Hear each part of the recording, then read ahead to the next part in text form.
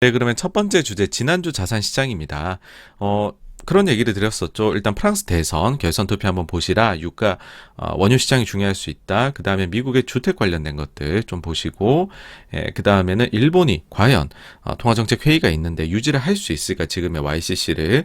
그리고서는 독일이 소비자 물가가 유로존 주요 국가 중에 제일 먼저 나옵니다. 근데 이게 조금 그 유럽 소비자 물가의 함이 조금 뭐랄까요, 선행이라 해야 될까요? 살짝 요 칼라를 볼 수 있는 게 있어요, 미리.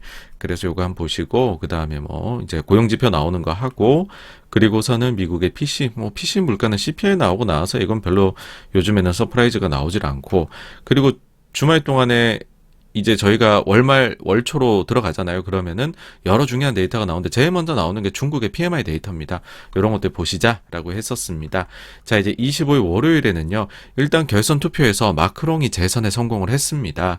이게 아마 20년 만에 재선한 대통령이라고 하더라고요. 프랑스에서. 그래서 일단은 뭐 전체적으로 봐서는 시장에서 불확실성은 좀 줄어든다. 다만 마크롱의 경우에 본인의 이제 선거 이후로 이제 미뤄둔 게 있죠. 러시아에 대한 에너지 전면 제재, 요 얘기가 다시 나올 수 있다라는 점 명심해 두시고요.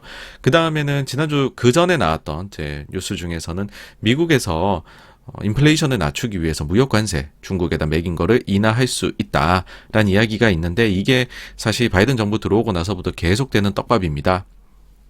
근데 요 떡밥이 제대로 요게 이제 이루어지지가 않았어요. 아, 네, 죄송합니다. 예, 요 떡밥이 제대로 이루어지지가 않았는데, 그게 이제 보면은, 사실 바이든 정부가 뭔가를 빨리 하는 것이 잘 없습니다. 그래가지고서 이런 일이 있는 거고, 또 저희가, 신경을 쓰는 부분은, 진짜로 인하를 하면, 그러면은 효과가 있느냐인데, 저희 방송에서 여러 번 다뤘지만은, 이제는 이게 너무 물가가 높게 나오기 때문에 요 정도 가지고서는 거의 뭐 약간 언발의 오줌 누기 같은 이 영향 자체가 크지가 않습니다. 이제는. 네. 그렇다는 점을 생각해 두시면 좋을 것 같고, 그 다음으로 중국에서는 이 월요일 날에 증시가 베이징이 봉쇄될 수 있다. 요 가능성에 의해 가지고서 증시가 좀 급락이 나타났었습니다. 그러자 이제 중국에서 자산 시장을 완전히 방어하겠다라는 모양새가 나타났었죠.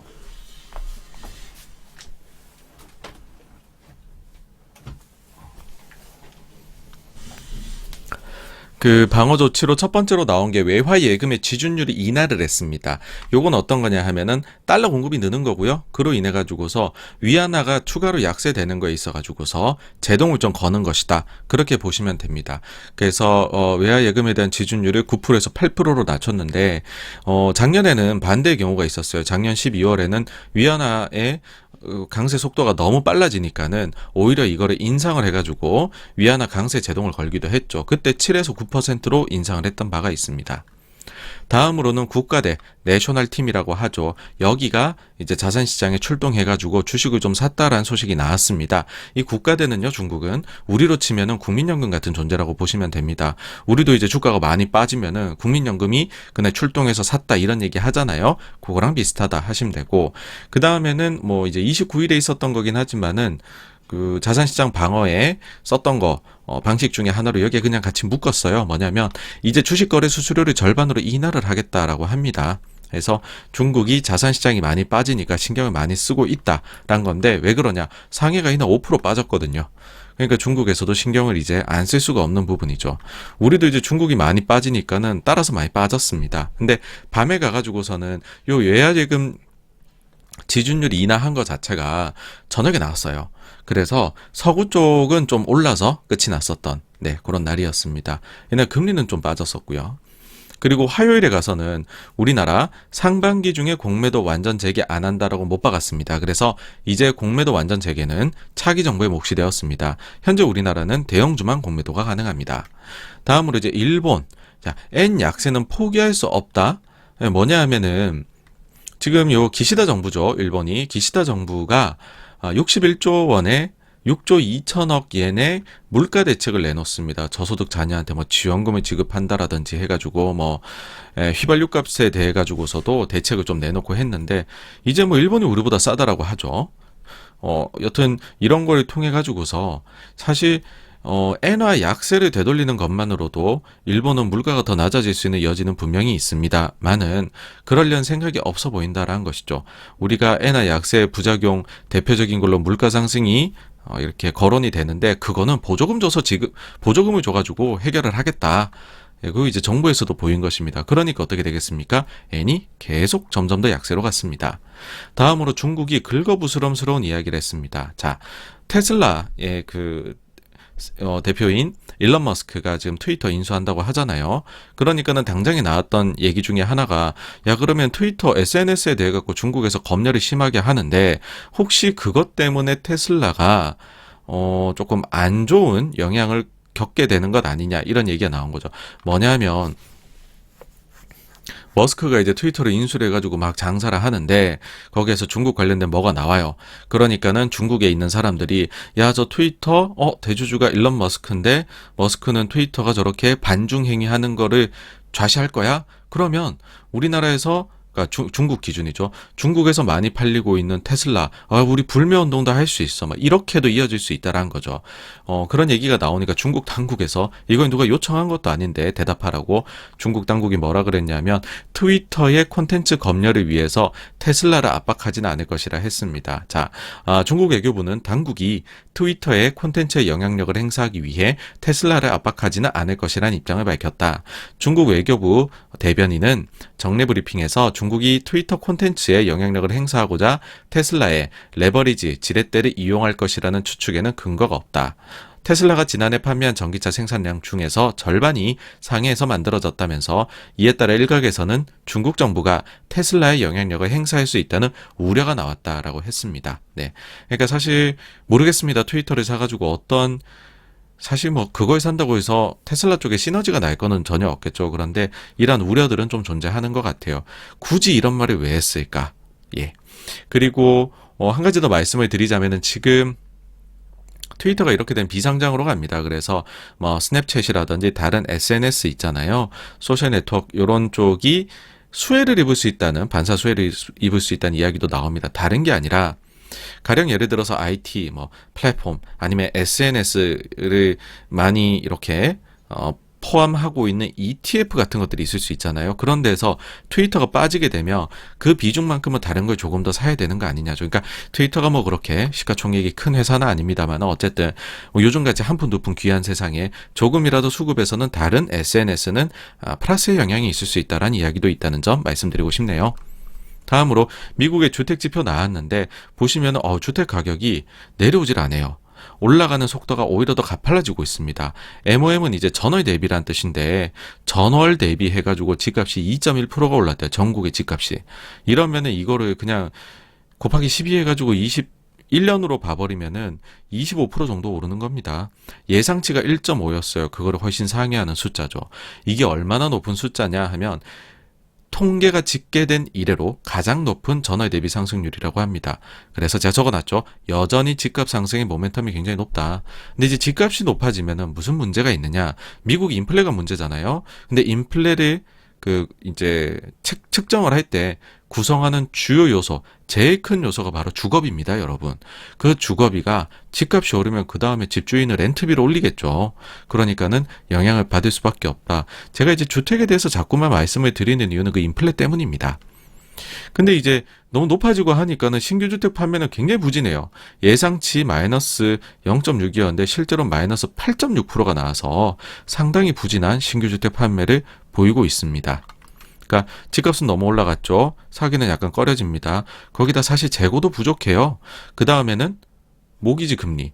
금리가 막 올라가니까는 내가 집을 살 때 빌렸을 대출 금리도 엄청나게 올라가는 거죠. 실제로 지금 이 환경이 거의 최근 몇 년에 가장 나쁜 상황에 있습니다. 다음으로 러시아에서 이제 무기화가 시작됐네요. 폴란드에 대해서 천연가스 공급을 중단한다는 이야기를 했고 천연가스 가격이나 급등을 했습니다. 실적 시즌이죠. 미국에서 구글 실적이 발표되었는데요. 이날 이제 장 끝나고서 시간에서 좀 크게 하락을 했습니다. 보시면은 매출액은 거의 예상치 정도. 그 다음에 영업이익은 조금 더 잘 나왔지만 주당 순이익은 이제 예상치보다 좀 부진했고요. 무엇보다도 가장 이제 성장 엔진이라고 할 수 있죠. 유튜브. 저도 뭐 유튜브 하고 있습니다만은 구글에서 떼가는 퍼센테이지가 상당합니다, 여러분. 절반을 떼간다고 할 수 있어요.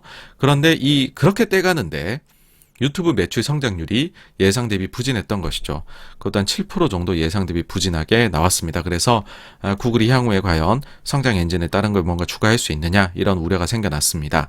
다음으로 마이크로소프트 실적이 발표됐는데 역시 모범생입니다. 모든 부분에서 다 대비해가지고서 잘 나왔습니다. 그래서 실적 호조가 나와서 시간에서도 좀 상승을 보인 모습이었습니다. 그래서 이날 보시면은 뭐 우리는 조금 올랐고 상해는 조금 빠졌고 그 다음에 그 미국 증시가 실적 시즌 앞두고서 사실 그리고 이날에는 뭐 때문에 그렇게 빠진지 몰랐어요. 이날 당일에는. 근데 좀 크게 빠졌습니다. 나중에 알려졌죠. 이게 이제 테슬라가 빠지는데 일론 머스크가 트위터를 사기 위해 가지고서 실제로 85억 달러 어치의 테슬라 주식을 매도를 했습니다. 그것 때문에 물량 부담 때문에 테슬라 크게 빠지면서 다른 종목들도 끌고 내려가서 나스닥이 특히 크게 빠졌습니다. 다음 27일 수요일인데요. 러시아 이런 얘기 했었죠. 우리가 루블화를 무기화를 하겠다. 앞으로 우리 에너지 살려면 너네 루블화를 지급해. 왜 러시아는 이런 얘기를 할까? 그래야지요. 루블화의 가치가 유지가 됩니다. 한때 루블화가 엄청나게 약세로 갔잖아요, 여러분. 그렇게 돼버리면 수입 물가가 많이 올라가서 러시아 내에서 분위기가 좋지 않아요. 국민들이 이거 잘못하면은 푸틴을 대상으로 데모를 할 수도 있는 것이죠. 그러니까는 적당히 이거를 좀 잡아놔야 되는데 일단은 러시아가 당시에 취했던 조치는 루블화 전면적으로 이제 거래를 못하게 막아버리고 외환시장 채권도 막고 주식도 막고 막 중단시켜야 다. 그래놓고서는 기준금리를 9.5% 하던 거를 20%까지 올려요. 그렇게 해가지고 외환시장을 틀어막고서 러시아가 조금씩 풀어가고 있는 거거든요. 그 사이에 러시아가 했던 조치가 뭐냐면 너네 앞으로 에너지를 우리한테 대금 지급할 때 달러로 하지 말고 유로화로도 하지 말고 루블화로 해라. 사실 또 뭐 달러로 해버리면 스위프트 막혀버리니까 제재당해버리니까 달러 받아도 쓸 수도 없잖아요 지금. 그러면 루블화를 받는 게 낫다는 거죠. 그래야 자국 통화 가치의 강세를 실현도 할 수 있다는 것이고요. 근데 이미 유럽 가스 회사 중 몇몇 개가 루블로 대금을 지급하고 있다는 뉴스가 나왔습니다.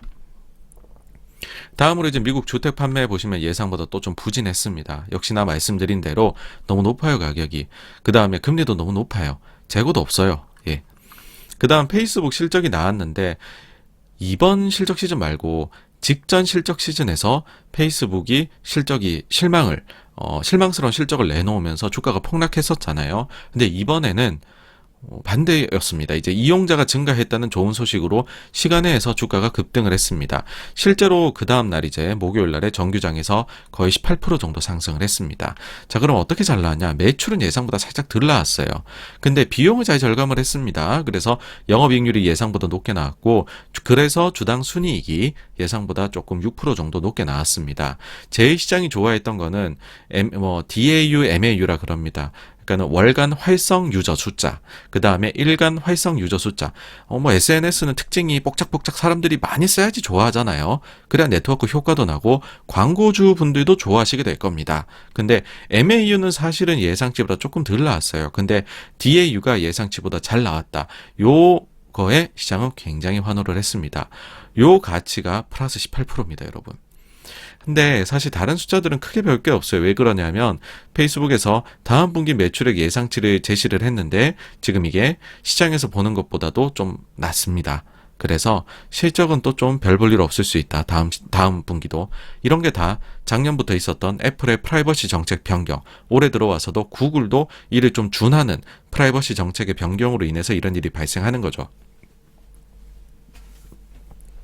그래가지고서 이제 그 비용을 아껴야 될 거예요. 페이스북에서는 계속해서 이런 실적을 만들어내려면. 자, 근데 페이스북 전체적으로 보시면요. 거의 400불 하던 게 200불까지 떨어졌어요. 반토막입니다, 여러분.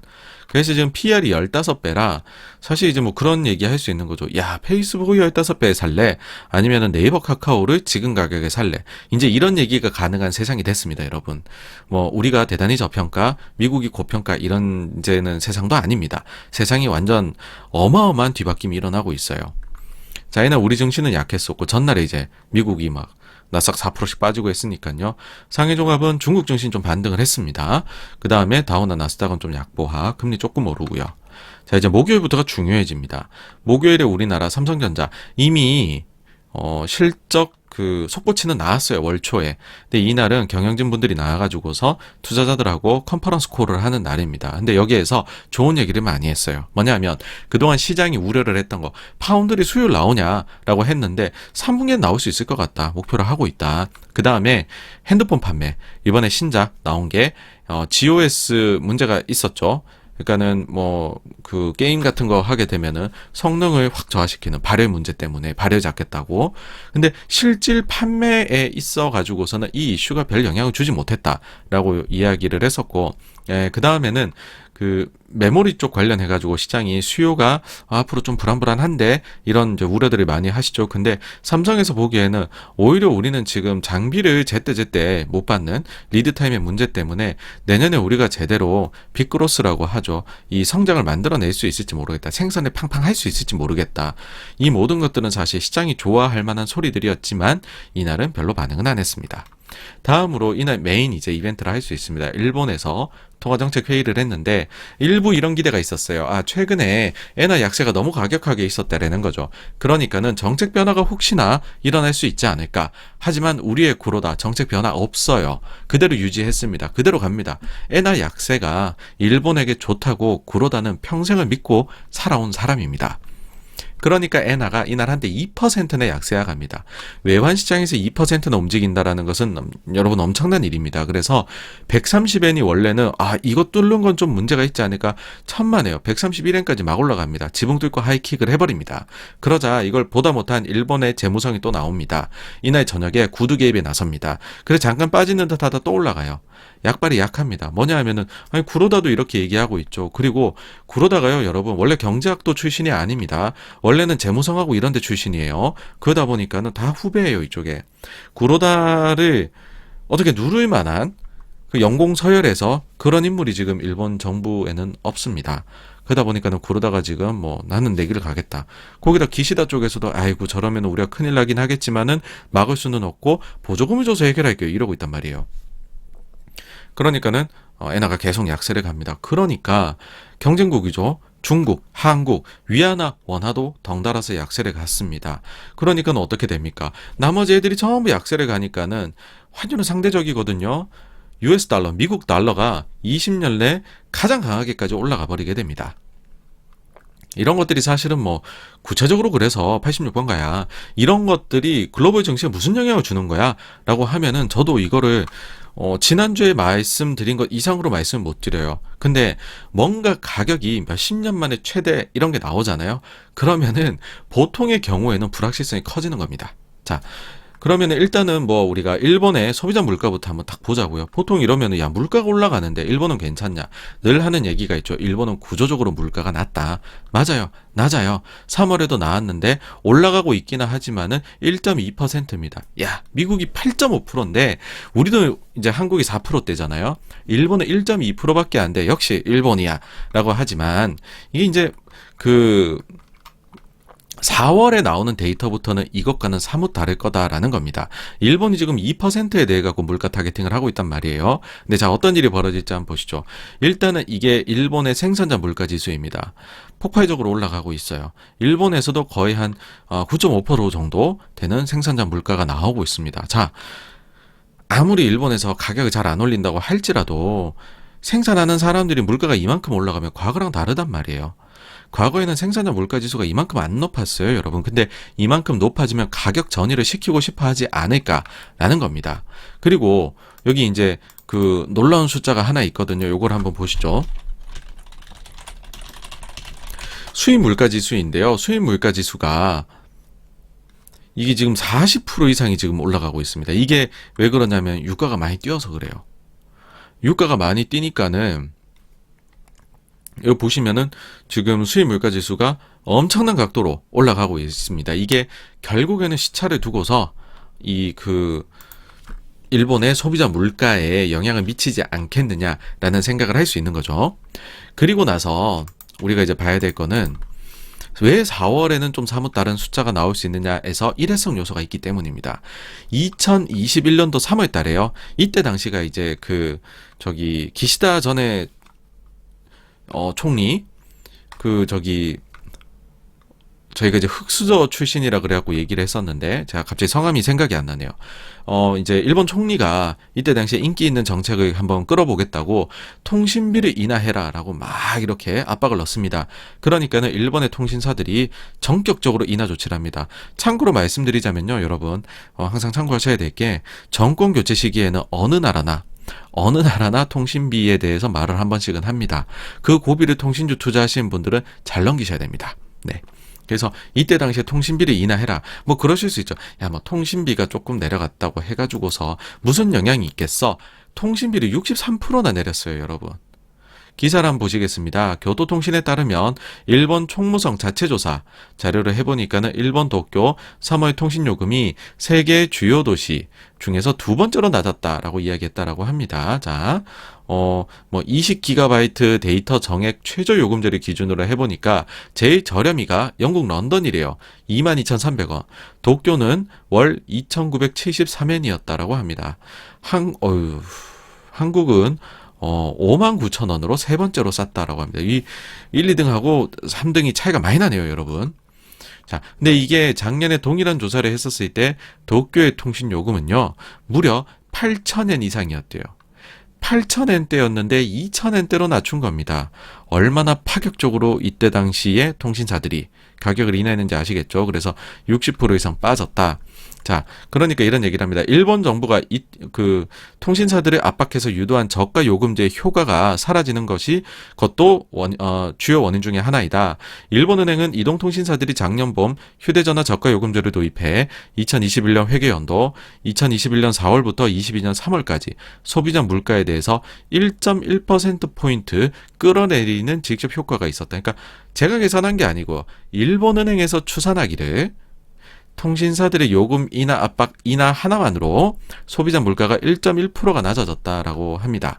자, 그러면은 요게 작년 3월이잖아요. 그러면 4월부터는 이거 효과가 베이스 이펙트가 사라진다는 거죠.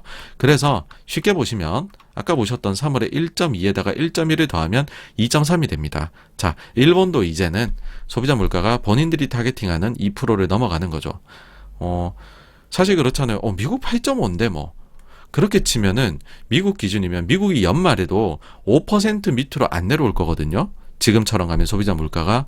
근데 긴축을 하잖아요. 우리는 지금 4%가 간 넘어요, 한국은. 근데 우리도 긴축을 작년 하반기부터 해오고 있잖아요. 각국마다 그 눈높이가 다르단 말이에요. 원래부터 되게 눈높이가 우리는 뭐 그렇게 소비자 물가 상승이 안 나오는 곳이야 라고 한 데에서 목표보다 높게 나오면 그거는 긴축 쪽으로 가야 됨을 의미하거든요. 그래서 지금 3월에 소비자 물가 이꼬르 통신비 인하랑 거의 같은 수준입니다. 근데 말씀드렸듯이 생산자 물가 올라가죠. 수입 물가는 폭등하고 있죠. 그러면 이게 더 올라갈 거란 말이죠. 그렇게 돼버리면 이제 상황이 어떻게 되겠느냐. 그래서 본 게임은 제가 볼 땐 4월부터예요. 4월부터 일본은행에 대해서 구로다에 대해 가지고서 국민들의 압박이 시작될 겁니다. 기업체들의 압박도 시작될 거라고 봐요. 야, 이만큼 돈을 푸는, 그러니까는 우리만 따로 통화정책이 놀아서 될 때는 아닌 것 같다. 우리도 긴축하자. 이런 얘기는 아마 4월 수치가 나오는 5월 중순이죠. 5월 중순에 일본 CPI 나오거든요. 그때부터 대단히 불거지지 않을까라는 생각이 듭니다. 자, 사실 이제 일부 기업들의 경우에는 이미 가격을 올리고 있습니다. 자, 여기 이제 2022년도 4월달 일주일 정도 된 기사입니다. 보시면 백엔숍, 유니클로도 가격 인상, 엔저, 일본 월급 빼고 다 올라. 일본이라고 영원히 안 올리는 것은 아닙니다. 상황이 지금 비슷해요. 뭐 글로벌이 지구촌이 하나인데 서로 다 연관되어 있는데 하나만 따로 놓을 수 있겠습니까? 그렇죠? 자, 그러면은 좀 뭐 또 옛날 얘기 한번 또 해보려고 합니다. 일본 관련해서. 뭐 일본 관련 옛날 얘기를 많이 드릴 수 있는 거는 사실 뭐 일본 관련된 자료가 어디에 나와 있고 이런 거는 아닌데, 제가 마침 이제 예전에 직장에 있을 때에 일본 펀드를 처음에 준비를 저희가 빡세게 했었습니다. 그래가지고서 일본에 대해 가지고서 조금 좀 더 이렇게 공부를 한 측면이 있어서 여러분들께 다행히 설명을 해드릴 수 있게 된 겁니다. 자, 2016년도 1월 29일에 일본이 아주 안 좋은 날이었어요. 이때가 무슨 일이 있었냐 하면은 일본이 통화정책 회의를 했는데 이날 구로다가 아주 자신만만하게 나와갖고서 또 구로다 총재가 이런 일을 잘 안 하는데 갑자기 이렇게 뭐 판때기를 가지고 나와요. 그래가지고 거기를 막 이렇게 포인터로 가리키면서 이건 이런 거고 저건 저런 거고 하면서 마이너스 금리를 도입을 해버립니다. 마이너스 0.1%.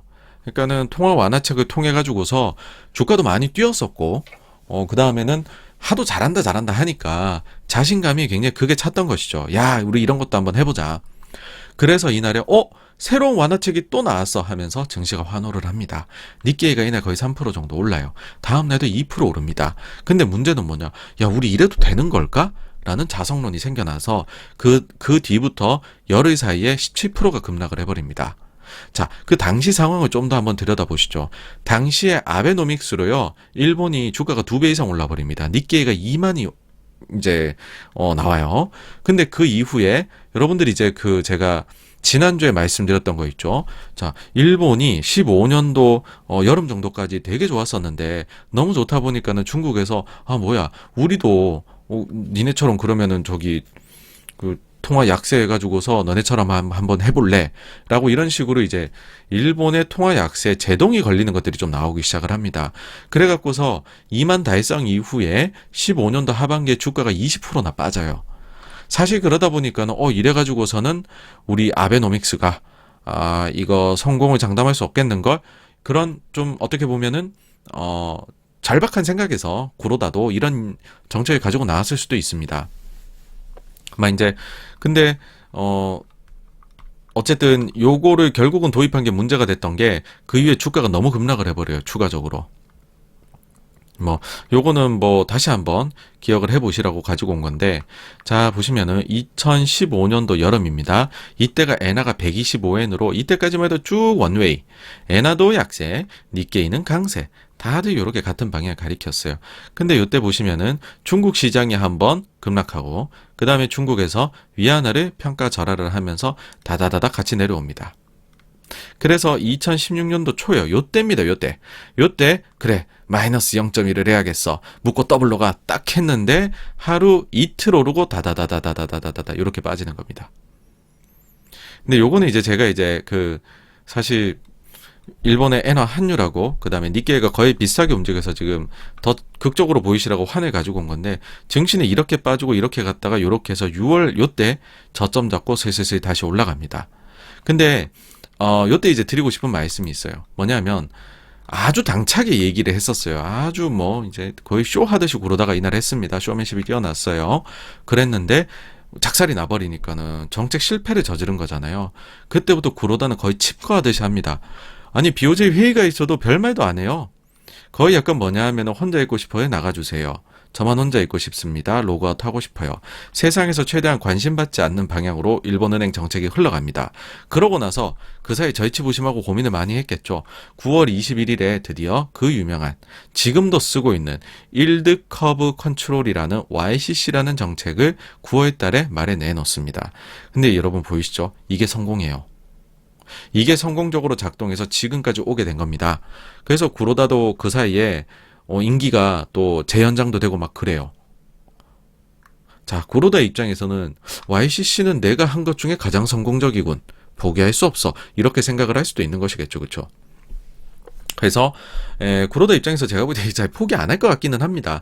다만 이제 구로다 임기 자체가 그리 오래 남은 건 아닙니다. 내년 4월 8일까지입니다. 그래서 제가 볼 때 짧으면 다음 달 중순에 나오게 될 일본 CPI 가지고서 설왕설래가 심해질 수 있고, 그 다음에 정말 길게까지 구로다가 끌고 가면 내년 4월 8일까지입니다. 근데 그 전에 좀 끈떨어진 신세가 되면은 그 전에 일본이 정책을 바꿀 수도 있겠죠. 다음으로 한국이 이제 일본이 너무나도 엔화 약세를 해버리니까는 우리 보이세요? 지금 홍남기 우리도 이제 네임밸류 있는 분들이 그냥 기재부에 누가 그냥 익명에 누가 나와서 얘기하고 이런 게 아닙니다. 차관보 이런 분들 얘기하시는 게 아니고 아주 높으신 분들이 구두 개입을 해요. 하지만 그럼에도 불구하고 백약이 무효한 상황입니다. 이렇게까지 구로다 쪽에서 죽자고 지르는데 우리가 어떡하겠어요. 그렇죠? 자, 그리고 이날 저녁에 독일이 이제 소비자 물가 속보치를 냈는데 예상치보다 높게 나옵니다. 이러면 유로존도 이것도 다음 날에 소비자 물가 나왔는데 좀 높게 나올 수도 있겠다 이런 생각이 드는 거죠. 그러니까 유럽, 그 다음에 미국에서 금리가 상승하기 시작을 합니다. 다음으로 미국의 고용은 계속 좋고요. 그리고 이날의 하이라이트죠. 미국의 1분기 GDP. 원래 사실 금요일에 발표된 숫자가 아니었으면은 데이터가 아니었으면은 이게 썸네일을 장악했을 거라고 생각을 합니다만 금요일 이슈가 더 강해요, 여러분. 요거는 약간 에피타이저다. 그렇게 보시면 돼요. 금요일 이슈에 비하면. 뭐냐면 미국의 1분기 GDP가 발표가 됐는데 예상치는 1%나 1.1% 정도 성장이었어요. 아니 미국 잘 나가잖아요. 소비 아직 빵빵하고 그러면 당연히 성장이겠지 생각했는데 마이너스 1.4% 역성장이 나와버려요. 놀랍게도 미국이 역성장을 해버립니다. 자, 이런 예상치 못한 역성장에 뉴스 속보들이요 오보가 쏟아져 나와요. 이거 보이세요? 미국 1분기 성장률 1.4%, 시장 전망치 상회 일보예요. 이게 이제 아마 자동으로 뉴스 쓰는 그 프로그램이겠죠. 마이너스가 나온다라고 생각 자체를 안 하고 알고리즘을 넣었을 것 같아요. 그러니까는 숫자만 보고서 1.4? 마이너스 1.4? 플러스 1.4겠지. 우와, 시장 예상치를 상회했네. 잘 나왔어. 그 정도로 놀라운 뉴스였다라는 겁니다. 그리고 여러 이제 외신들 있죠. 그런 데에서 좀 전문 분석하는 곳들, 그런 것들이 이 GDP가 나오면은 발빠르게 여기에 대해 해석을 내놓거든요. 그럼 저도 그걸 참고하고 제 의견을 만들게 되죠. 여기가 해석을 너무 늦게 내놓는 거예요. 그러니까 이들도 제가 볼 때는 당황을 했던 것이다 라고 생각합니다. 그러면은 이게 뭐냐를 일단 한번 그러면 원데이터를 들어가서 저희 한번 보시죠. 자, 여기 이제 보시면은 이렇게 나와요. 이런 식으로 나오는데 쭉쭉쭉쭉 해가지고 저희가 이제 관심 있는 항목은 세부 항목입니다. 자, 세부 항목을 보게 되면은요, 조금 키워서, 자, 미국이 마이너스 1.4% 역성장했다. 근데 그 중에서 구체적으로 보면은 요게 바로 이제 소비입니다. 소비, 개인 소비. 개인 소비 지출은 플러스 2.7%야. 좋아 이거죠. 그런데 이게 조금 뭐랄까요, 여러분, 코로나의 영향이 있어요. 뭐냐 하면은, 자, 여러분들 여기 보시면은 이게 굿즈, 상품이나 제품이죠. 그 다음에 서비스, 뭐 이거는 진짜 저희가 뭐 여행이나 이런 것들을 뜻하겠죠. 최근에 미국이 리오프닝을 하고 있잖아요. 그러니까는 미국에서 상품이나 제품에 대한 소비는 줄어들고 그 돈으로 보복 소비를 서비스 쪽에 하고 있는 거죠. 근데 반대로 리오프닝이 안 되고 코로나가 아주 심했을 때는 집에만 있어야 되잖아요.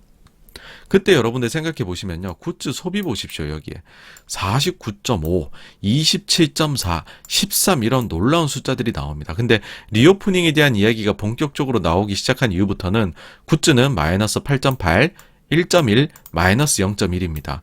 그러고 보니 이번에 개인 소비 지출이 2.7% 성장을 했지만 상품 제품은 마이너스가 떴다는 거죠. 반대로 서비스 쪽은 보시면은 한창 락다운 할 때는 마이너스 42.4 막 이랬어요.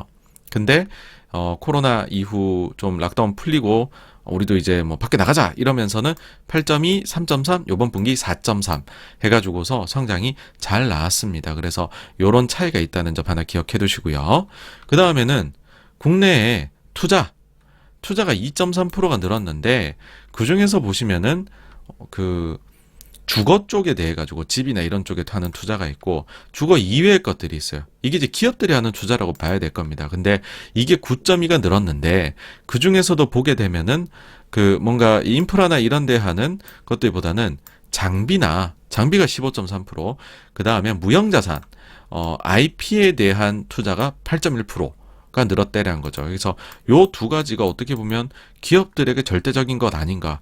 야, 이거는 기업 뜯어보면 뜯어볼수록 GDP 자체는 마이너스지만 소비 증가했고, 그 다음에 딱 기업들한테 지금 아주 맞춤인 투자가 증가를 했다. 자, 근데 그러면은 그렇게 좋다면서 왜 마이너스가 나온 거야? 할 수가 있잖아요. 그래서 보시면은 제일 중요한 게 이겁니다. 우리가 순수출이라고 이야기를 해요. 우리나라는 뭐 순수출로 거의 움직이죠. 근데 수출하고 그러면 수입이 있는 건데 수출 항목을 보니까는 마이너스 5.9예요. 이거 미국산에 수출이 부진했던 겁니다. 근데 수입은 어땠냐 하면 미국이 지금 소비를 많이 하잖아요. 소비를 하려면 미국에 뭐 생산시설 얼마나 있습니까? 중국이나 이런 거 중국산 수입해서 써야죠. 수입이 무려 17.7%나 증가를 해버린 거죠. 그래서 순수출이니까 수입이 늘어나면 이건 GDP에 마이너스 영향이 가거든요. 그러니까는 이 순수출을 합치게 되면 마이너스가 굉장히 컸던 것이죠. 그리고 지금 이제 미국 정부가 코로나 이후에 강력한 부양책을 펼쳤지만 뭐 조맨친 의원의 반대도 너무 심하고 해가지고서 지금은 추가적인 부양책이 못 나오고 있는 상황입니다. 그래서 미국 정부 지출이 좀 줄고 있어요. 그전에도 마이너스 2.6, 요번에도 마이너스 2.7입니다. 이제 그리고서 한 가지 더 보시면은 요 바로 밑에 거 보시면 이거는 요 마이너스 1.4를 아까 이거는 요 항목들의 절대적인 성장이나 후퇴예요. 근데 이거는 실제로 이 항목들이 차지하는 비중을 토대로 했을 때 마이너스 1.4라는 요 성장률에 기여를 얼마 했느냐라는 겁니다. 즉 이제 마이너스 1.4인데 순수출이 보시면요. 마이너스 3.2예요. 만약에 순수출만 제로였으면 마이너스 1.4가 아니라 3.2를 더해주게 되면 1.8% 성장이 나왔을 거라는 겁니다. 이 억울해되는 거죠. 특히나 수출 그래 준 것까지는 오케이. 수입이 너무 많아가지고서 우리가 너무 소비를 해야 되니까 마이너스 2.53이 나왔다라는 겁니다. 자, 마이너스 2.53을 여기에다 한번 더해보겠습니다, 여러분. 그러면 플러스 1.0에서 1.1 정도가 나오죠.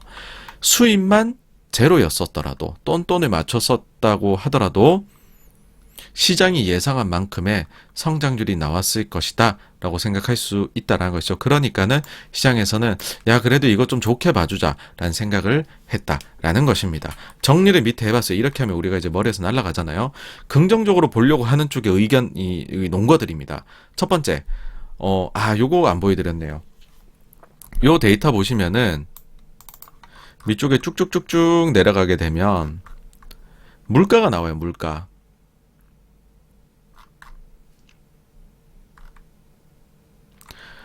이제 여기 보시면은 PC 해가지고 푸드랑 에너지 제외. 그럼 이제 근원이 되잖아요. 이 물가가 이번 분기에 1분기죠. GDP에 어느 정도 영향을 줬냐 하면은 5.2%가 올랐대요. 물가가. 근데 이게 예상치가 얼마였었냐 하면은 물가가 한 5.5% 오르지 않을까? 이렇게 생각을 했던 겁니다. 근데 물가가 낮게 나왔어요. 대호재잖아요. 그죠? 사람들 생각에 야 이거 미국이 물가만 잡히면은 좋은데 지금 물가가 실제로 GDP에서는 좀 낮게 나왔네.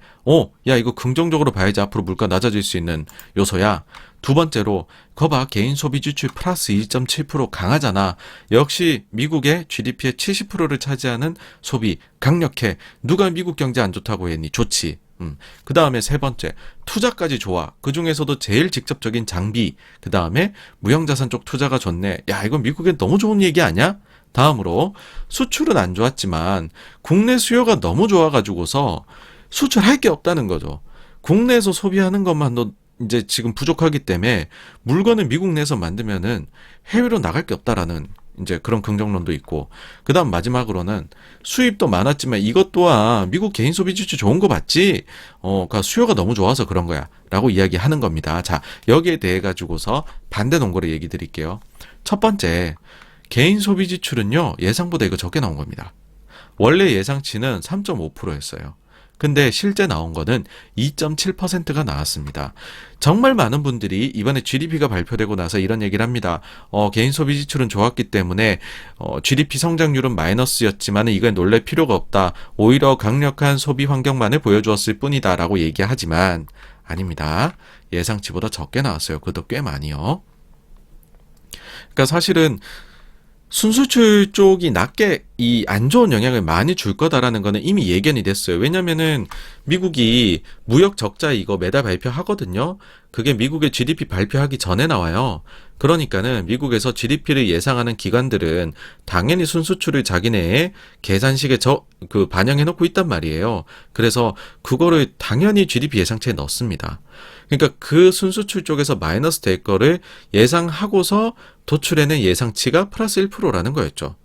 그렇다라는 말은 다른 것들도 같이 부진했다는 거예요, 예상보다. 그 대표적인 게 지금 개인 소비 지출입니다. 예상보다 부진했다라는 겁니다. 자, 다음으로 내수 소비가 좋았다라고 했잖아요. 그러면은 그 내수 소비가 너무 좋으니까 수입이 많이 늘렸다. 그러면은 수입해 놓은 게 어디 있겠어요? 일단 재고로 쌓였다 팔려야 되겠죠. 근데 재고가 아까 데이터 다시 보시면은 여기 이제 재고가 있습니다, 여러분들.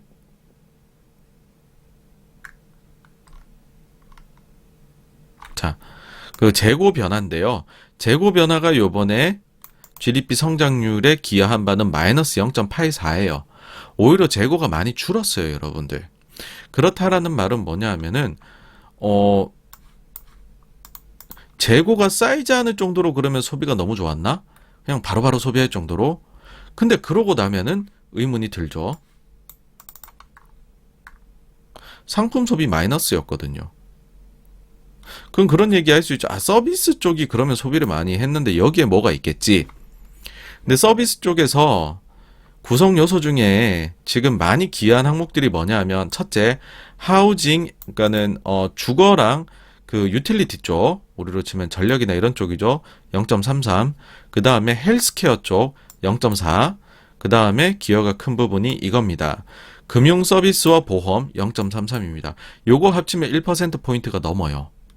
여러분들 이 중에서 수입해서 쓸만한 게 뭐가 있습니까? 그렇게 뭐 보험을 수입해서 쓰고 그러진 않을 거잖아요, 그렇죠? 그러니까는 이 숫자를 봤을 때 솔직히 제가 그래서 금요일에 이데일리 TV에 출연해서 GDP에 대해 갖고 말씀드릴 때 그런 얘기를 드렸죠. 잘 모르겠다. 이게 잘 해석이 안 된다. 그런 말씀을 그래서 드린 거였습니다. 특히나 이제 팩트셋에서 지난주에 이런 레포트도 나왔어요. S&P 500 기업들 중에서 더 글로벌 노출도가 큰 기업들, 그러니까 매출액에서 미국이 아니라 미국 이외 지역의 비중이 더 높은 그런 회사를 뜻하는 거죠. 그런 곳일수록 더 높은 이익 성장을 1분기에 보여줬다라고 합니다. 보시면은 이익 성장이 S&P 500 평균이 이때까지만 해도 6.6%였는데 미국 비중이 50% 이상인 애들은 1%대, 미국 비중이 50% 미만인 애들이 13%대 성장이래요. 그 다음에 매출액 같은 경우에도요, 미국이 11.1% 매출액 성장인데, 내수 쪽이 더 강한 쪽이 8.9%, 그 다음에 그 수출이 더 강한 쪽이 16%대였다고 합니다. 웃기잖아요, 그쵸? 물론, 그럴 수도 있어요. 뭐냐 하면은, 기저가 낮다. 해외 쪽이 미국 대비해가지고서 경제가 덜 좋았기 때문에 기저가 너무 낮아서 이렇게 더 좋아 보이는 것 뿐이다라고 이야기할 수도 있긴 하지만, 그래도 그런 걸 감안해서 숫자 차이가 너무 크잖아요, 여러분. 그러니까는 뭐 국내 쪽은 되게 좋았고 해외 쪽으로는 뭐 그런 얘기를 하기에는 조금은 이상한 데이터가 나온 게 아닌가. 물론 이런 것들이 다 시차나 이런 것들도 존재하기 때문에 이건 봐야 합니다, 여러분들. 그렇지만은 요 한 달치만 딱 놓고 봤었을 때에는 이걸 가지고서 섣불리 그럼에도 불구하고 긍정적인 GDP 지표예요 라고는 절대 이야기할 수 없다고 전 생각을 합니다.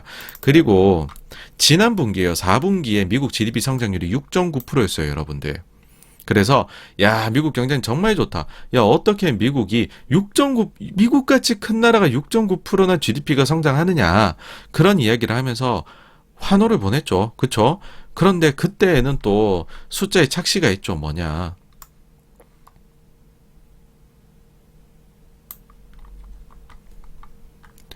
이게 보시면은 이겁니다. 재고가 축적됨으로 인해 갖고서 플러스된 요인이 무려 5.32%예요. 6.9에서 5.3을 빼면 1.6%입니다, 여러분. 과연 그 숫자에도 환호했을까요?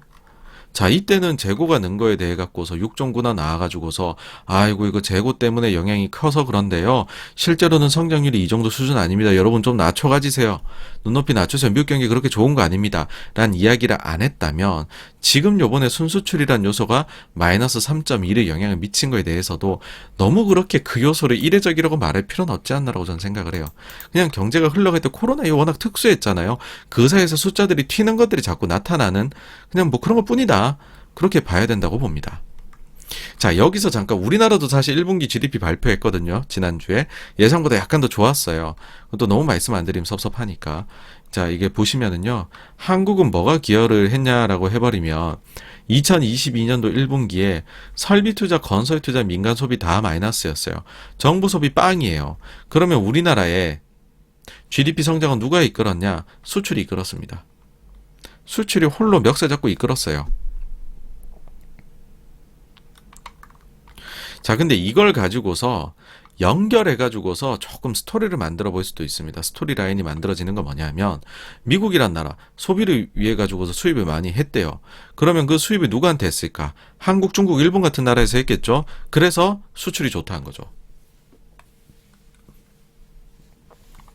반대로 그럼으로 인해 가지고서 자 이제 그 아까 뭐 엔화하고도 좀 연관시켜서 말씀드리자면 미국이 달러가 굉장히 강해요. 미국은 너무 경제가 좋으니까는 긴축을 굉장히 빠르게 하려고 합니다. 인플레가 높게 나타나고 그러니까. 근데 한국이나 중국이나 그 다음에 일본 같은 경우에는 그렇게 긴축을 못해요. 그 속도로는. 그래 버리니까 이 나라들의 환율은 약세가 됩니다. 그러면은 수출하기에는 더 좋은 환경이다라고 이야기를 할 수 있지만 여러분들 혹시 방송이 멈췄나요? 지금 안 되시나요, 방송이?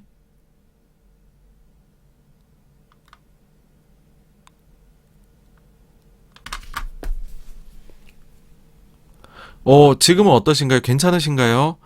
괜찮다는 분도 계시고, 아니라는 분도 계신데,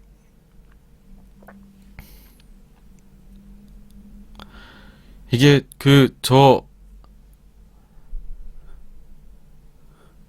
저도 한번 유튜브에 들어가 보도록 하겠습니다.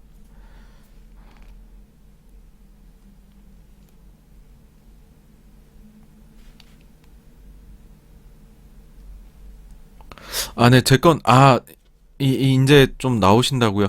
이게 지금 유튜브가 가끔 이럽니다, 여러분. 유튜브가 문제가 있어요. 유튜브가 구글이 비록 실적은 조금 실망스러웠지만 유튜브에 좀 더 투자하셔야 되지 않느냐 그런 생각이 드네요. 유튜브가 가끔 이럽니다. 문제가 있습니다, 여러분. 어쨌든 그래서 말을 한번 이어나가 보도록 하겠습니다. 이제 말을 이어나가 보면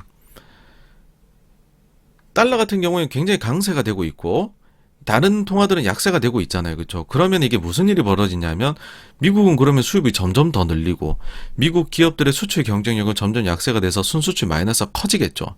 그럼 미국의 GDP에 나쁜 영향이 갈 겁니다.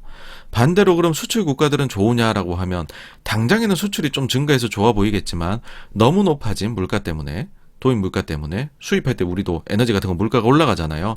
그래 버리면은 수입 쪽에서 문제가 생기고 투자나 내수는 엉망이 될 수 있는 거죠. 그러면 여기도 좋지가 않아요. 그래서 지금의 형국이 이게 지금 건전한 건 절대 아니다. 그런 말씀을 드리고 싶습니다. 자, 그 다음에 부정적인 요소 세 번째는 뭐냐면 어쨌든 마이너스가 나온 거 아니냐. 자, GDP 계산할 때 그럼 뭐 앞으로 순수출은 빼고 합니까? 이것도 들어가야 되는 다 이유가 있는 거죠. 그렇죠? GDP를 계산을 할 때. 그러니까는 이거 나온 거를 단순히 이렇게까지 무시할 필요가 있느냐. 네. 그리고 좀 전에 이제 제가 좀 밑밥 깔아서 환율 관련해 말씀을 드렸는데 여기서 다시 한번 강조를 드려볼까 합니다. 자, 물가 안정을 위해서는 달러 강세가 좋다라고 해요. 근데 그것 때문에 미국이 만약에 수출 경쟁력을 잃어가고 있다라고 하면 어떻게 되겠습니까? 그러면 구조적으로 미국은 수출이 나빠질 수 있어요. 근데 달러가 강해져 가지고서 더 많이 수입을 하게 돼버리면 자기네 입장에서 구매력이 커지니까 그래서 구조적으로 수입이 증가하고 있다라고 하면 여러분들 어떻게 되겠습니까? 그러면 이게 구조적인 영향으로 순수출이 계속 안 좋다. 만약에 그래 버리면은 계속해서요. 이거 제가 볼 때는 이거 테크니컬한 문제가 아닐 수 있어요. 계속 해가지고 좀 미국한테 안 좋은 영향이 될 수도 있습니다, 여러분. 그래갖고 제가 이것 또한 가지고 와봤습니다. 무역수지, 미국의 무역수지 보시면은 최근 들어와가지고서 급격하게 이게 무역수지 적자 규모가 확대가 되고 있습니다. 사실 이제 코로나 이후로 이 현상들이 더 나타나고 있는, 이 현상들이 좀 더 심화되고 있는 거기는 한데 그래도 여기까지는 좀 범위 내거든요. 근데 최근에 들어가지고서 달러 강세와 더불어서 급격하게 수입이 그러니까 무역 수지가 더 나빠지고 있습니다. 이렇게 돼버리면 GDP는 계속 제가 볼 때 안 좋은 영향이 미칠 것 같습니다. 그래서 생각보다도 앞으로 우리가 미국의 GDP 보는 거는 눈높이를 좀 더 낮춰야 되지 않을까라는 생각을 합니다. 여기에서 또 뭔가 또 한 말씀 드릴 게 또 갑자기 보이네요. 뭐냐면 요건 이제 저희들의 상식입니다. 미국이란 나라가 무역 적자가 심해요. 그래서 미국 큰일 났어. 이런 얘기들 하시는 분들이 있습니다. 근데 미국은 자동적으로 이게 치유되는 기능도 가지고 있습니다. 그건 뭔 말이냐면 너무 이제 무역 적자가 심해가지고서 미국도 경제 차례 우리가 나빠지나 해서 뭐 그다음에 그럼 다른 나라들도 또 반대로 또 안 좋은 영향이 있을 수 있죠. 아까 말씀드린 대로. 그래가지고서 경제 불황이 왔다 쳐요. 그럼 경제 불황이 와버리면 미국 소비자들이 소비를 확 줄일 거 아닙니까? 그럼 수입이 확 줄어요. 그래서 미국의 무역 수지가 불황기에 급격하게 개선되는 특징을 가지고 있습니다. 이 회색 음영 쳐져 있는 부분이 미국이 리세션일 때 이야기입니다. 그 구간이거든요. 그때 무역 수지가 갑자기 좋아져요. 그래서 사실 미국의 무역 수지는 별 문제가 안 된다라고들도 이야기는 합니다. 예. 그렇지만은 속도가 너무 가파른 거는 문제가 되겠죠. 그리고 미국이 요때부터요. 2014년 요때부터 해가지고서는 또 그 별로 문제가 안 되는 것 중에 하나가 뭐가 있냐면은 에너지 쪽에서 상당한 이윤을 얻습니다. 셰일 때문에. 셰일 수출이 늘어가지고서 미국이 더 에너지를 제외한 나머지 쪽에서 수입을 급격히 늘려도 괜찮은 그런 국가가 됩니다. 그 미국의 제가 볼 때 2010년 넘어서 최대 개발품은 셰일입니다. 누가 뭐라 해도.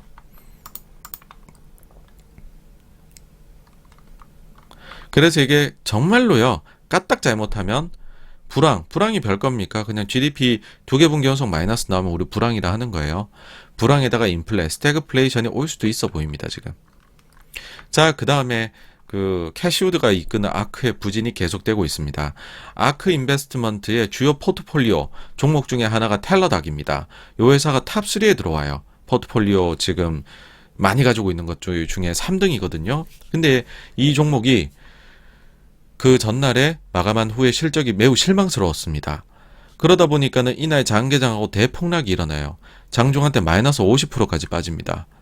이게 텔러닥의 지금 주가 흐름이거든요, 여러분. 놀랍습니다.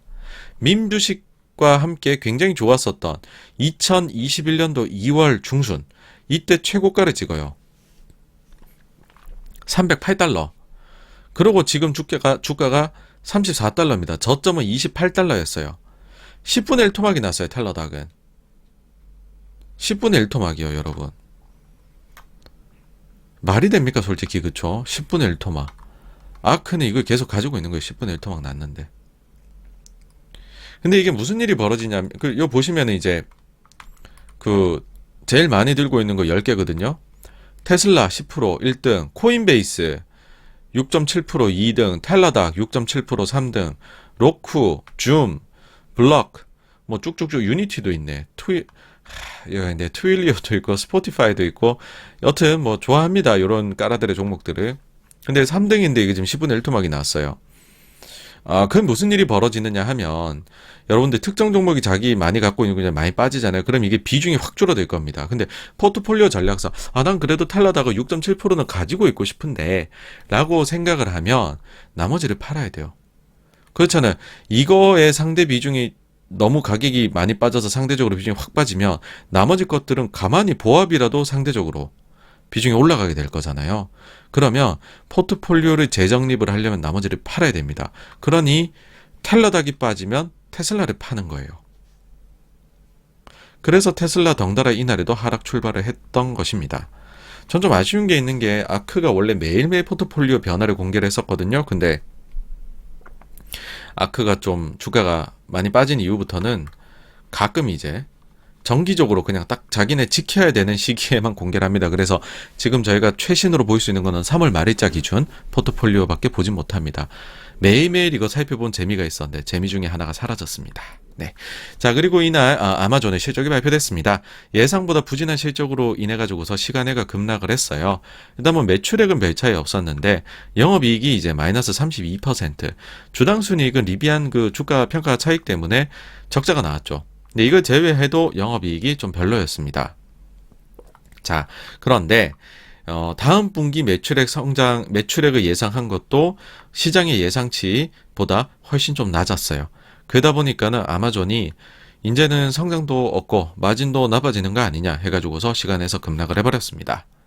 자, 다음으로 애플이 실적을 발표했는데 이번 실적 시즌에서 사실 제일 잘했다. 그런 기업들은 테슬라, 그러니까 모든 부분에서 참 만족스럽다 낸 데들이 테슬라, 그 다음에 마이크로소프트, 애플 요렇게인 것 같아요. 그래서 요 3대장이 역시나 최후의 끝판왕들이구나. 미국에서. 정말로 흠잡을 데 없는 전 부분에서 예상보다 그런 실적을 냈습니다. 그런데 애플이 그래갖고 시간에서 올라가고 있었어요. 그러다가 갑자기 빠져서 끝납니다. 그건 왜 그랬냐면 이제 실적 발표하고 30분 뒤에 하는 컨퍼런스 콜에서 중국발 공급망 타격에 대해서 언급을 구체적인 숫자를 가지고 합니다. 그래서 중국발 공급망 타격 이에 대해서 애플이 뭐라 그러죠? 우리가 여기에 대해 갖고 면역력이 있는 게 아니다. 우리가 무적이 아니다.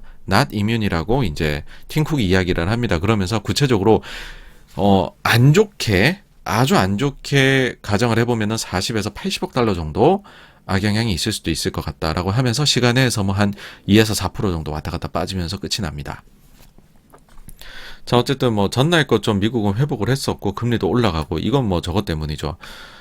이 지금 내용이 길어져서 까먹으셨을 수 있는데 독일에서 소비자 물가 좀 높게 나온 게 이제 영향이 좋습니다. 그래서 이날에 미국 GDP가 마이너스가 떴음에도 불구하고요. 금리가 오르고 주가가 오릅니다. 이거를 테크니컬한 문제다라고 여긴 거죠. 순수추 정도는. 자, 다음으로 29일 금요일인데 한국 외환시장에 재차 구두 개입을 합니다. 그리고 이날은 효과를 발휘를 합니다.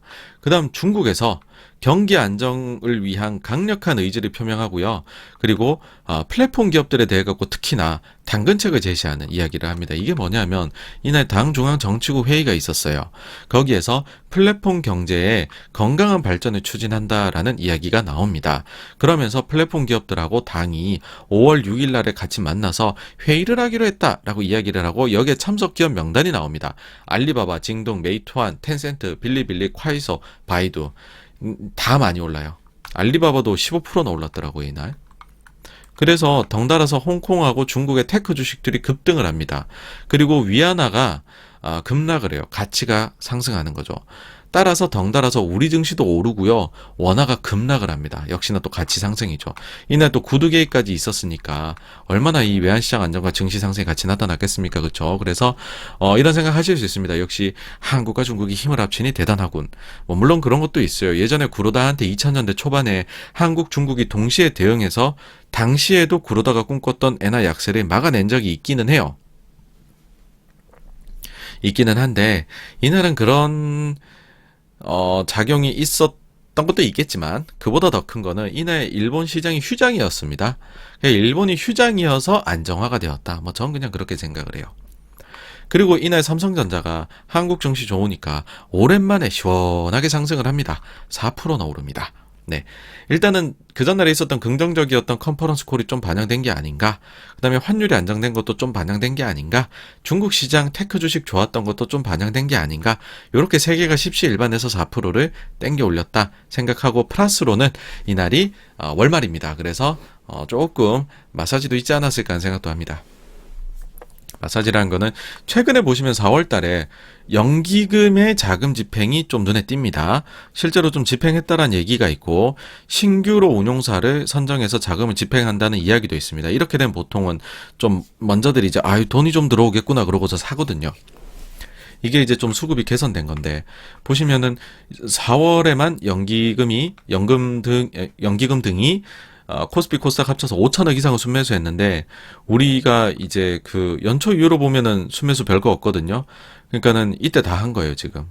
올해 들어와 가지고서는 4월에 지금 거의 다 샀다. 네. 그래서 이게 과연 언제까지 갈지는 잘 모르겠습니다. 배당받고 이런 것들이 4월에 들어오니까는 보통은 좀 순매수로 이어지기는 하는데 그래서 그러다 보니 이거의 지속성에 대해서는 조금은 저는 의문은 있긴 합니다. 다음으로 유럽에서 소비자 물가 속보치가 나왔는데 헤드라인 숫자는 예상하고 동일했습니다. 워낙 예상치가 이제 높아져 있어요. 유럽이 소비자 물가 상승률이 7.5일 것이다 예상했고 실제로 그렇게 나왔는데 문제는 근원 소비자 물가, 푸드 에너지 제외한 게 2.9로 예상이 됐는데 그러니까 이런 거죠. 그 에너지 이런 것들이 이례적으로 높아서 유럽의 소비자 물가 7.5나 높게 나올 거야. 근데 에너지하고 그 다음에 그 곡물 가격 빼고 나면 좀 낮게 나오겠지 했는데 아이고야 근원 소비자 물가가 많이 올라요. 그러니까 이 얘기는 뭐냐 하면은 물가 상승이 사회 각계 각층으로 광범위하게 퍼지고 있다는 겁니다. 이게 중앙은행 입장에서는 제일 무서운 얘기입니다, 여러분. 다음으로 러시아에서 이내 깜짝 금리 인하를 발표하는데 무려 300bp입니다. 원래 소문이 지난주 초에 좀 돌았어요. 추가 인하 나올 거다 200bp 정도. 근데 300bp 서프라이즈였습니다. 그리고 인하하면서 우리 더 내릴 수도 있는데? 라고 얘기를 합니다. 제가 볼 때 자신감의 표명인 것 같아요. 왜냐하면 러시아가 지금 수출이나 이런 게 좋아졌거든요. 처음에 러시아 위기가 올 때 9.5였어요. 기준금리가. 그 20%까지 올려요. 근데 지금은 17%, 14%까지 내려왔습니다. 추가적으로까지 내리게 되면은 9.5에 버금가도록까지도 내리게 될 수 있겠죠. 그렇죠, 여러분? 그렇게 되면은 러시아 입장에서 전쟁 났는데 우리 생각보다 괜찮아 막 이런 얘기 할 수 있는 거죠. 네.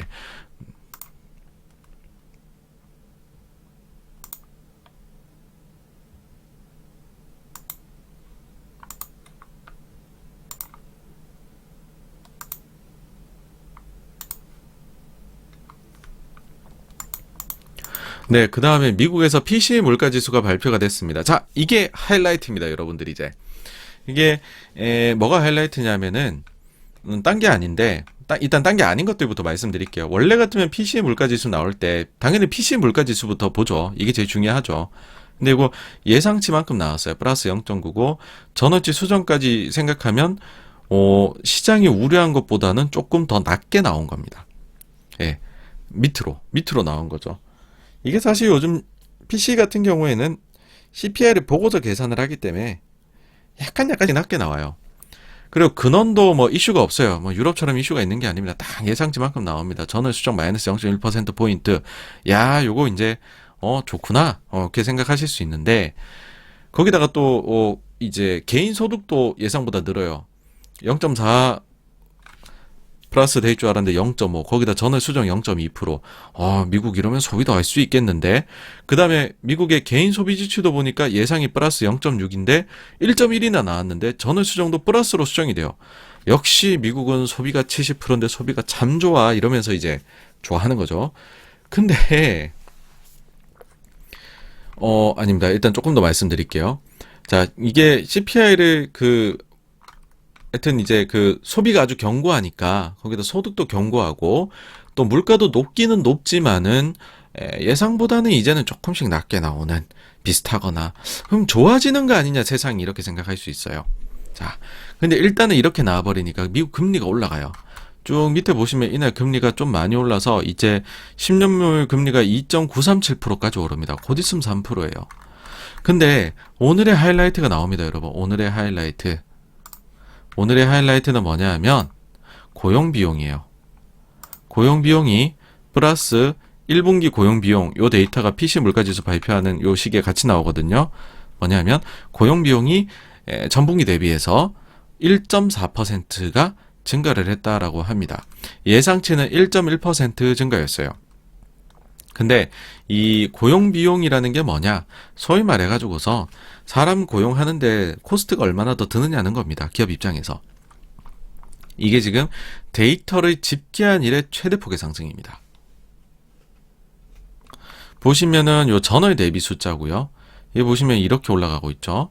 전년 동기 대비로 해갖고서는 무려 이만큼 높게 나오고 있습니다, 여러분들. 데이터 집계 이래 최대폭의 상승이다라는 겁니다. 그럼 이게 무슨 말이냐? 기업 입장에서는 매출이 잘 나오고 있어요. 소비가 많으니까. 근데 비용도 많이 늘어요. 그래서 마진 관리를 철저히 해야 됩니다. 이 비용은 뭐 다른 것도 있겠지만 인건비가 이렇게 늘어나는 거죠. 근데 중앙은행 입장에서 그러니까는 기업 중에서는 매출은 잘 나오고 비용 관리 잘하는 데들은 그다음에 이제 가격 인상을 비용 인상보다 더 많이 할 수 있는 데들은 마진이 잘 나오겠죠. 근데 그렇지 않은 곳은 못 나오겠죠. 이번 분기부터 그런 모습이 좀 나오기 시작을 합니다. 그렇죠? 자, 근데 이거를 중앙은행 입장에서 보게 되면 어떻게 되느냐? 가장 우려했던 일이 벌어지기 시작을 하는 겁니다. 뭐냐?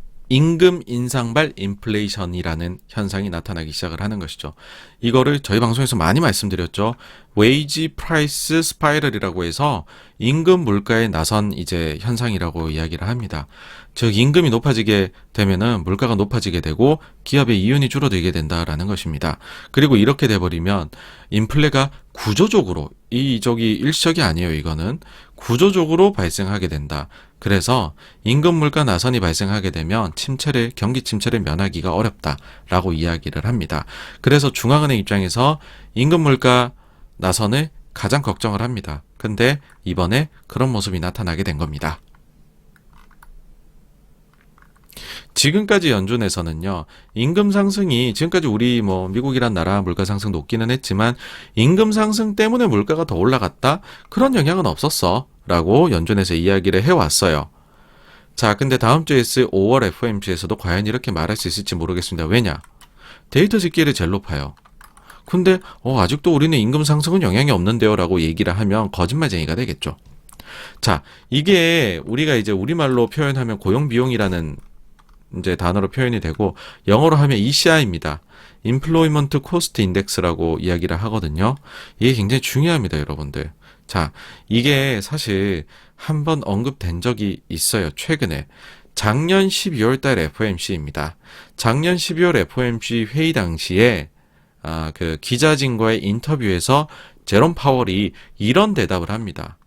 11월 FOMC 회의 전날에 ECI 값을 받았다. 근데 그 값이 5.7%로 매우 높았다. 테이퍼를 늘려야 할지 고민했다라고 이야기를 해요. 이게 뭐냐 하면은 이제 미국이 테이퍼링에 들어가는데 테이퍼링을 한다라는 것 자체가 여러분들 그러니까는 돈을 푸는 걸 줄이는 거지만은 어쨌든 긴축적으로 나아가고 있는 거잖아요. 근데 이 테이퍼를 늘려야 될지 금액을 고민하게 만들었다는 게 바로 이 ECI 값입니다, 여러분. 그러니까는 연준에서 우리는 고용 관련해가지고서 다양한 지표를 봅니다라고 이야기를 해요. 단순히 우리는 고용률이나 아니면 실업률만 보는 게 아니고요. 다양한 여러 가지들을 봐요. 라고 하는데 구체적으로 그것 때문에 통화 정책을 바꿔야 될지 말지 고민했다라고 언급을 한 건 코로나 이후로 ECI밖에 없습니다. 근데 그 ECI가 높게 나온 겁니다, 여러분. 그래서 저 다음 주 FOMC가 매우 저는 아주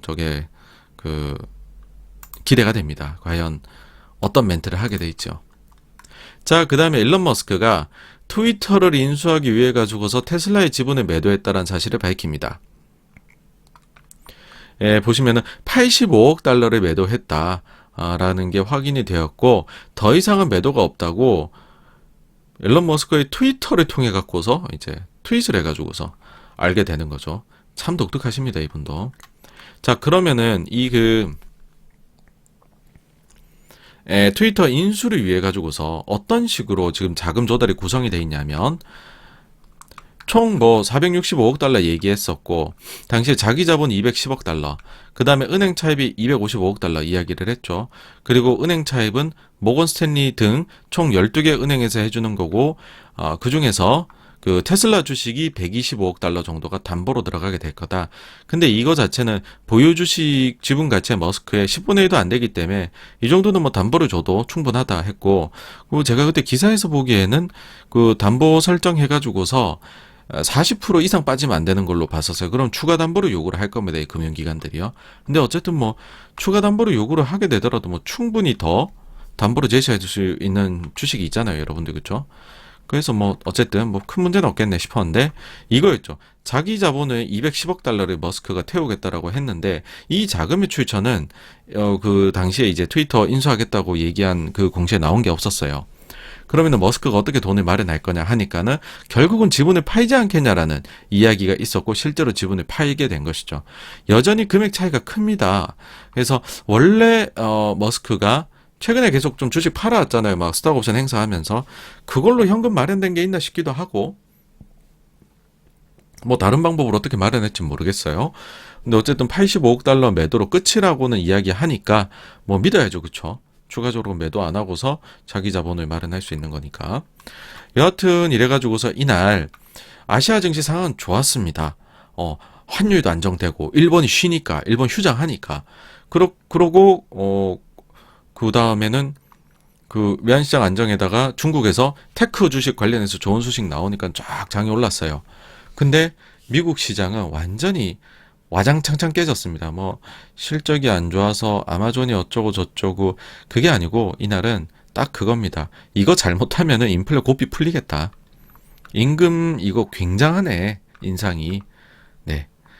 그것 때문에 엄청 빠진 겁니다. 근데 금리는 확 올라버리죠. 근데 무서운 게 여러분 보이세요? 이제 10년물 금리가 3%를 노크하고 있는데 10년물하고 2년물 금리 차가 20bp 정도밖에 안 나요. 이거는 잘못하면은 한 일주일 정도면 뒤바뀔 수도 있는 겁니다. 그러니까 제일 무서운 거예요. 금리가 이만큼 올라가 있는데 금리 역전이 발생해 버리는 거겠죠. 장단 기간에. 자, 어쨌든 그 다음에 지금 주말 동안에도 여러 소식들이 나오고 있는데요. 첫 번째가 중국에서 여러 가지 이제 PMI 데이터가 나왔습니다. 보시면은 제조업 PMI 예상치 자체도 50 밑으로 긴축으로 봤는데 48로 더 나빠요. 47.4. 근데 그나마 제조업은요, 여러분 양반입니다. 비제조업, 이게 서비스를 뜻하는데, 비제조업은 예상이 46으로 낮은데 41.9예요. 이거는 코로나입니다. 코로나 터진 거예요, 완전히. 다음으로 차이신 제조업, 예상 47로 낮춰놨는데 46으로 더 나빴습니다. 그래서 예상보다도 훨씬 나쁘게 중국의 봉쇄의 그 악영향이 미치고 있다. 그렇게 보셔야 될 것 같고, 그 다음에 이제 또 뭐 나쁜 뉴스만 자꾸 말씀드리니까는 좋은 뉴스 좀 말씀드리자면, 중국 상해에서 오늘입니다. 처음으로 사회적 제로 코로나를 달성했다라고 이야기를 합니다. 이게 무슨 얘기냐면 최초로요, 중국 막 격리시키잖아요. 자기네가 격리를 탁 하고 있는, 완전히 여기는 어떤 상태야라는 걸 알고 있는 지역 내에서만 확진자가 나왔대요. 10,000명이 나왔는데 상해에서 그 10,000명 나온 사람들은 격리를 빡세게 하고 있는 지역에서만 나왔다라는 거죠. 이거를 중국은 사회적 제로 코로나라고 이야기를 합니다. 자기네가 격리를 하지 않은, 관리가 되지 않은 지역에서 나온 확진자가 없다라는 겁니다. 이렇게 되면 보통 중국의 다른 지역들의 선례를 보면 이제 해제가 임박합니다. 락다운에. 그래서 상해 쪽에서 조만간 락다운 해제 조치가 나오지 않을까라고 생각이 되네요. 다음으로 미국제 10년물 이제 51선 보시게 되면은 이렇게 해가지고 다시 이거 2.9까지 올라가 있어요, 지금. 그래서 재차 3%에 도전을 하고 있다. 어쨌든 3자로 앞자리가 바뀌면 일순간은 오버슈팅의 가능성도 위로 존재한다는 거고요. 그 다음에는 요번에 이제 새로 넣어본 게 이겁니다. 과연 이제 그 국제 선물 시장에서는 지금 미국의 금리 인상을 어느 정도 속도로 보이고 있을까라고 해보면 5월에 50bp 인상 확률을 99.6%로 보고 있습니다. 나머지 0.4는 75bp. 6월의 금리 인상은 75bp 인상을 91.1%가 보고 있어요. 나머지 8.9는 100bp 인상을 보고 있습니다. 매우 매파적이죠. 7월달 50bp 인상을 보고 있어요. 이게 85.4%입니다. 확률이. 75bp 인상에 대해 배팅이 14%, 100bp 인상 배팅이 0.6입니다. 이거는 이제 요 매파적인 숫자들이 누적돼서 나타난 거지, 실질적으로는 50bp 인상 보고 있는 거예요. 그 다음에 9월 달에도 50bp 인상할 거다. 47.6%. 여기서부터 이제 좀 흩뿌려집니다. 아니, 50은 너무 많아. 25가 45.2%, 75가 6.9%, 100이 0.3%입니다. 11월달 25bp 인상하겠지? 47.2%, 동결할 거야. 39%, 50bp 12.5%, 75bp가 1.2%입니다. 12월에도 또 25bp 인상하겠지? 45.3%, 동결 29.6%, 50bp 20.9%, 75, 3.9%입니다. 그래서 연말이면 요거를 그대로 제일 확률 높은 걸 끌고 오면 3에서 3.25%의 이제 그 금리. 그러니까는 지금에 대비해가지고서 2.75를 더 올리는 거죠, 금리를. 그래서 뭐 과거 기준 25bp씩의 인상으로 보면 11번 더 올리는 겁니다. 남은 6번의 회의에서요. 그러니까 거의 뭐 50bp씩 매번의 회의에서 올리는 숫자다. 그러면 이 숫자가 나온다는 거고, 근데 놀라웠게도 23년도 내년 1월 달은 25bp 인하가 배팅이 제일 큽니다. 37.6%. 50bp 인하도 15.1% 있고요. 동결이 32.8%. 그래서 이거는 어떻게 해서 나오는 숫자냐라고 해버리면은 침체 온다는 겁니다. 그러니까 지금 채권 시장은 침체가 온다라는 거를 굉장히 이제 엄청 빨리 올릴 거고 침체가 올 것 같아 라고 보고 있다. 뭐 그렇게 말씀드릴 수 있겠네요. 그러니까 이런 점에서 지금 주식시장하고 상당한 괴리가 있어요. 의견에서. 자, 그 다음에 미국의 기대 인플레이션 5년짜리는 어떻게 돼 있느냐 하면 지난주보단 좀 내려왔어요. 2.59보다 내려와 2.46인데 그래도 2.2에서 2.3 정도 되는 거, 그보다 지금 높잖아요. 그래서 이 숫자로는 연준의 매파성을 꺾을 수가 없습니다, 여러분.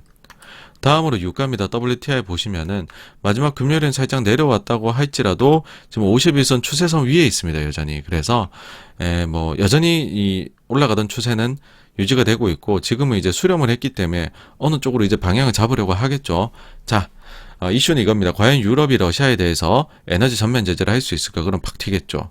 반대로 달러 강세가 지금 지속되고 있는데 이게 과연 유가 하락을 촉발할 수 있을까? 네, 관전 포인트입니다. 그리고 공급망 문제인데 특별한 건 없지만은 또 너무 표를 안 보여드린 것 같아서 한번 가져와 봤어요. 요 미국 서부항 컨테이너십 적체입니다. 보시면은 피크를 찍고 쭉 내려오다가 그다음 최근에 좀 반등을 했어요. 네, 근데 뭐 큰 반등은 아니고 아직까지는 뭐 이거 가지고 새롭게 적체가 생긴다라고 보기는 어렵지만 어쨌든 바닥 대비론 반등은 했습니다. 그 다음에 미국 서부항하고 상해 쪽에 이제 그 중국 쪽에서 나르는 운임지수, 요게 이제 태평양 쪽에 화물 혼잡도를 나타내죠. 계속해서 올라가다 계속해서 요즘 내려오고 있는데 그 꺾이는 속도는 이제는 기울기는 조금 완만해지고 있다. 다음으로 글로벌 단기자금 시장 영래포수와 보여드릴 게 없습니다. 네, 별일 없고요. 다음으로 그 글로벌 주식형 펀드들의 유출입에 대해 갖고도 새롭게 하나 마련했습니다. 보시면은 선진 시장에서 지지난주에 이어 지난주에도 돈이 많이 빠졌습니다. 50억 달러 정도가 빠져나갔고요. 신흥국은 들어왔어요. 38억 달러가. 안타깝게도 한국은 빠졌습니다. 신흥국인데 마이너스 3.2억 달러. 네. 그래서 외국인이 계속 파는 건 이상한 일이 절대 아니다. 우리나라 시장은 지금 소위 말해서 외국인들의 선물 옵션 놀이터다. 뭐 그 정도 말씀드릴 수 있겠네요. 그 다음에 중국도 이제 뭐 상해 쪽이 처음으로 사회적 제로 코로나 얘기할 만큼 확진자가 이제 피크에 대비해서는 조금씩 내려가고 있고요. 뭐 그렇게는 봅니다. 4월 30일부터 5월 4일까지 노동절 연휴 들어가는데 그럼 생산 안 할 거니까는 요 시기까지가 일단은 중국의 생산 차질의 피크일 것이고 그 이후엔 아마도 봉쇄가 좀 풀리지 않을까 그렇게 생각을 합니다. 미국의 이제 GDP 나온데 사실 아까 전에 제가 이제 뭐 미국의 2021년도 1분기 GDP 마이너스 1.4 그럴 때 그 전날에 GDP 나우 마지막 예상치가 업데이트가 됐었거든요. 그때 어땠냐면 원래 플러스 뭐 1에서 1.2, 1.3 왔다 갔다 하던 게 0.4로 떨어져요. 그게 뭐냐면 그 직전에 발표됐던 숫자가 미국의 무역 수지 나왔는데 그게 순수출이 좀 나빴거든요. 더 예상보다. 그러니까 바로 그것 갖고서 거의 1% 가까이 깎아버리더라고요. 근데 GDP 나오도 예상 못한 거죠. 마이너스 1.4까지 나올 줄은요. 그리고 이제 그 금요일에 2분기 GDP 예상치가 첫 번째로 이제 올라왔는데 업데이트가 됐는데 첫 번째 예상은 아주 산뜻하게 출발합니다. 플러스 1.9%. 그런데 다른 이제 주요 금융기관들이 예상하는 그런 그 예상치 대비해가지고서는 상당히 하단에 있습니다. 이 숫자가 또 어떻게 변할지 한번 지켜보시죠. 그리고 미국의 GDP 올해 성장률 파월이 2.8%. 그래서 자기네들의 잠재 성장률인 1.7이나 1.8% 정도 수준보다 훨씬 높으니 미국 경제는 스트롱 40몇 번 강조했죠. 지난 회의에서. 근데 마이너스 1.4 뜨고 플러스 1.9 뜨면 과연 스트롱이라 말할 수 있을까라는 생각도 드네요. 다음으로 미국의 실적 시즌 반환점을 돌았습니다. 이제 실적을 발표한 기업이 55%입니다. 어떻게 나오고 있느냐 한번 정리를 해보겠습니다. 일단 순이익이 예상치를 상회하는 기업의 비중이 80%로 과거 5년 대비 5년 평균인 77%, 10년 평균인 72%보다는 높습니다. 하지만 주당 순이익의 예상치 상회 폭이 과거 대비해선 낮아졌습니다. 3.4%예요. 이거 사실 아마존의 영향이 꽤 있습니다. 근데 과거 5년 평균은 8.9%, 10년 평균은 6.5%였어요. 근데 과거 10년 평균보다도 EPS 예상치 상회 폭이 이젠 낮아졌습니다. 그러니까 그만큼 이번 실적 시즌은요, 명백히 나쁩니다, 여러분. 다음으로 매출액 예상치 상회는 72%, 과거 5년 평균은 69보다 높죠. 10년 평균 61보다 많이 높고요. 그 다음 매출액이 예상치를 상회하는 폭도 2.2%로 과거 1.7, 1.1%보다 높습니다. 근데 마진이 예상만큼 안 나온다라는 것이죠. 확보가 안 된다란 말입니다. 자, 다음으로 향후 가이던스를 긍정적으로 준 곳, 부정적으로 준 곳 비중을 보면 원래 코로나 이후로 21년도 3분기까지는 긍정이 더 높았어요, 여러분들. 근데 4분기 때 긍정 부정이 이제 5대5 엄대엄으로 가고 1분기 때는 마이너스가 더 높아졌거든요. 근데 2분기에 대해서도 여전히 마이너스가 더 높습니다. 뭐냐면 부정 의견이 26곳, 긍정 의견이 17곳입니다. 이제 12개월 포워드 PER이 18.1배까지 S&P 500이 떨어졌어요. 과거 5년 평균이 18.6보다 낮습니다. 그런데 과거 10년 평균이 16.9보다는 높죠, 지금. 그래서 사실 밸류에이션 프리미엄은 이제는 빠질 만큼 빠졌다. 그렇게 말씀드릴 수 있는데, 그렇다고 해가지고서 이거를 싸다고 말할 수는 솔직히 지금의 이 그 모멘텀으로는 말하기가 어렵다라는 게 86번가의 생각입니다. 그래서 이제 실적이 반환점을 돌았는데 이렇게 해석해 볼 수 있겠죠. 인플레가 크게 와. 기업들이 가격을 많이 높였네. 미국의 소비는 여전히 좋네. 매출액 성장률이 높게 나타나는 거죠. 근데 원가랑 임금도 많이 올라요. 이거를 가격 인상에 모두 반영을 못한 거죠. 그래서 컨센서스보다는 높지만 코로나 시기 대비해서는 굉장히 낮은 실적 상해 폭을 보이고 있다. 뭐 저희 채널 들으신 분들은 많이들 아시겠지만은 코로나 이후로 그 컨센서스 대비해서 이익이 예상치를 상회하는 폭이 20%가 넘어갔었습니다, 여러분들.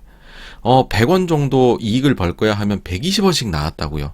근데 지금은 100원 벌 거야 하면 103.4원이 나오고 있는 겁니다. 그러니까 이게 얼마나 빠진지 아시겠죠? 자, 그래서 다음 주까지 하면은 거의 실적 다 나옵니다. 그래서 실적 시즌은 이제 다음 주면은 끝난다라고 보시면 돼요. 총평을 해보면 중요한 실적 시즌이 사실상 이제 반환점 돌아서 거의 끝났다. 특히 빅테크도 다 나왔잖아요. 근데 실적에서 별로 보여준 게 없다. 그러니까는 이제 우리가 관심 가져야 될 거는 정말로 다음 주에 있을 5월 FOMC 요것만 다들 바라보는 상황이 되었다. 개인적으로는 점점 더 좋지 않은 생각만 든다. 그래서 여전히 보수적으로 임하시기를 바란다 라는 겁니다. 다음 주 일정은요. 일단 일요일날 내일이 이제 5월 첫째 날이죠. 5월 1일에는 항상 나오는 게 있습니다. 한국의 수출입 데이터가 나옵니다. 요거 일단 보셔야 되고요. 그 다음에는 주요 데이터들이 다 나옵니다. 미국의 ISM 제조업, 그 다음에 서비스 지수 나오고요. 중국의 차이신 서비스 PMI 나오고요. 그 다음에는 우리나라 소비자 물가는 한국인이니까 봐야 되겠고, 미국의 구인 그 보고서, 그리고 ADP, 비농업 고용, 월간 고용 보고서. 하지만 뭐 이거 제가 중요하다고 여러 개 말씀을 드리지만 제일 중요한 거는 요것들이죠. 요것들이고 요 다음으로 중요한 것들은